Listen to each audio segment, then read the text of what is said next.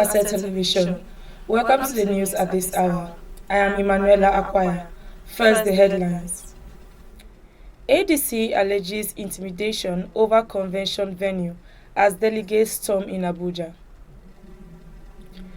Court grants bail as ICPC slams more charges on El-Rufai. Customs deploy AI training for efficiency. Now the news in detail. The African Democratic Congress raised serious concerns over what it describes as an attempt to undermine its national convention, alleging that external pressure is being exerted on the management of its chosen venue to cancel the event. But the party is determined to go ahead with its convention despite the threats. As leaders, members and supporters of the ADC have expressed optimism that the party will go beyond current challenges and emerge the formidable force in the 2027 general elections. The party faithfuls gave this assurance as they gear up for the party's national convention in Abuja. All right, behind me is the Rainbow Event Center located at the Area 8 here in the Central Business District of the FCT, where the ADC National Convention is set to happen. Even though we are not sure about the extent they have gone with the court cases, but it appears the party is ready and set to have this particular process, executed tonight. For the party faithful, expectations are high, and the organizers of the convention are conscious of the reality. There is a complaint from the organizers. We have organizing committee, the venue committee, where they be denying some other preferred venue they want. So, but then nothing will deter the party, nothing deter us. We're focused, we're resilient. That's why you see us here, and the event is going on well. They believe that the massive turnout of party faithful and supporters is an indication that the party is accepted across the country.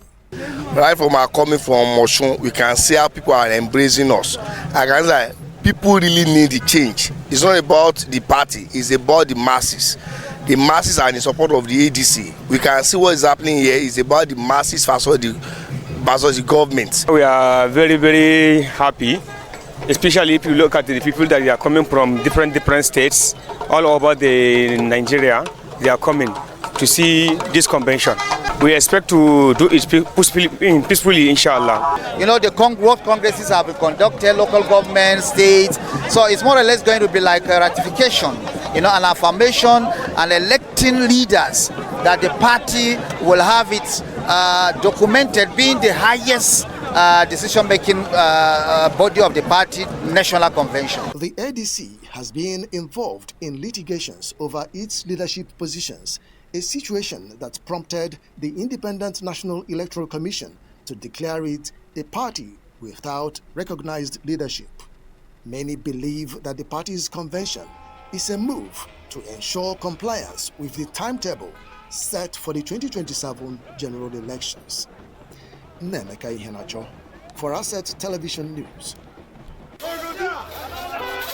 All right, behind me is the However, the African Democratic Congress concluded its national convention on Tuesday in Abuja, with delegates overwhelmingly voting to amend the party's constitution. At the end of voting, the chairman of the ADC Electoral Subcommittee and former governor of Imo State, Emeka Ehedioha, announced the results. He said a total of 1,576 delegates were accredited, while 11 votes were voided. A total of 1,471 delegates voted yes to amend the constitution, representing 94%.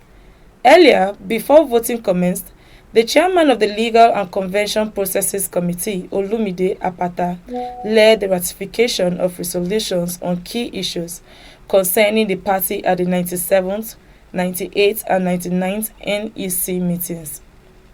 Chinedu Idigo, the National Organizing Secretary, outlined the resolutions passed, including a waiver of membership requirements, the suspension of zoning provisions for executive positions, and the suspension of the rule requiring that a vacant office be filled by someone from the same zone as the previous occupant. The 99th NEC meeting of the ADC dissolved the Chief Ralph Uwosu-led National Working Committee with immediate effect, while the David Mark-led NWC assumed full responsibility for running the affairs of the party. The resolution was ratified by the convention. National Chairman David Mark said he had, as a member of the People's Democratic Party, attended several national conventions, none of which he said matched the organization of Tuesday's ADC convention. He described the convention as an excellent performance and said it marked the beginning of the party's journey to Aso Rock in 2027. At the convention, the party announced the expulsion of factional chairman Nafiu Bala and the member representing Yagba Federal Constituency of Kogi State in the House of Representatives, Leke Abejide. It also affirmed the expulsion of other members, including factional leader Kingsley Temitope, Norman Obina, Kennedy Odion, Stella Chukuma, and 4 others. The party said the affected individuals were removed over alleged anti-party activities and attempts to create confusion and instability within its ranks. Peter Obi, a key opposition figure and presidential aspirant on the platform of the African Democratic Congress, has indicated he may leave the party if its internal processes are compromised. Speaking during an interview on Monday, Obi defended his history of moving between political parties, insisting that his decisions have always been guided by principle rather than convenience. Responding to criticism that he often exits parties instead of fixing internal issues, Obi said his past dispatches were driven by a refusal to participate in flawed or unethical systems. He added that his exit from the People's Democratic Party was due to irregularities in its internal processes. The former Anambra State governor also accused the ruling party and the federal government of the masterminding the crisis that led to his decision to leave the Labour Party, citing delays in recognition of a Supreme Court ruling. The Independent Corrupt Practices and Other Related Offences Commission has filed an amended 9-count charge against former Kaduna State Governor Nasir El-Rufai over alleged fraud, abuse of office, and corruption. Counsel for the former Governor Ukbong Abang disclosed this to journalists shortly after proceedings at the Kaduna State High Court yesterday. Abang said the prosecution amended the charges, dropping one of the earlier defendants and leaving El-Rufai as the sole defendant in the case. According to him, at the resumed sitting, the court took the plea of the former governor and also entertained his bail application. He added that the defense team would carefully study the amended charges before taking further steps. The ICPC had earlier arraigned El-Rufai before Justice Darius Kobo alongside the businessman Amadou Sule on allegations of abuse of office, fraud, attempted fraud, and granting of undue advantage. Asset will be back after the short break. Stay tuned. On Mining Matrix with Mania, we dig deep on solid minerals, steel development, energy transition, global mining market trends, technology, disruptions, conflicts, and opportunities in the sector.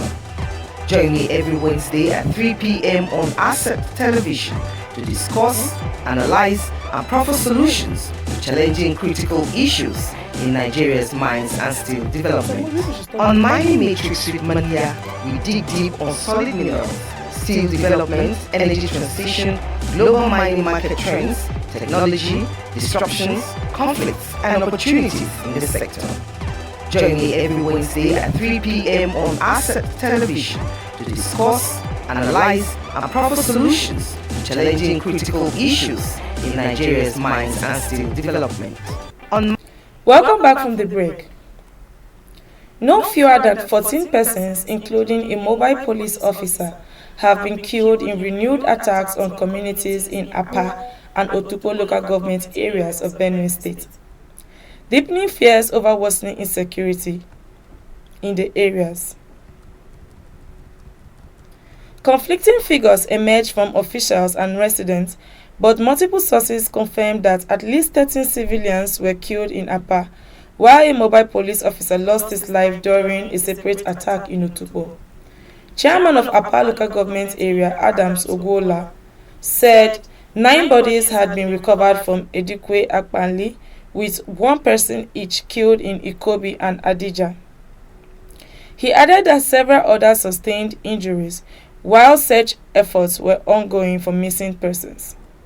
Sources insisted that the death toll could be higher, claiming that 3 persons were killed on Friday, while about 10 others died in coordinated Sunday night attacks. Youth were said to be combing surrounding bushes in search of additional bodies. The Comptroller General of the Nigerian Customs Service, Adewale Adeniyi, has called for deeper collaboration with the National Assembly to enhance transparency, accountability, and efficiency in revenue generation through the deployment of artificial intelligence.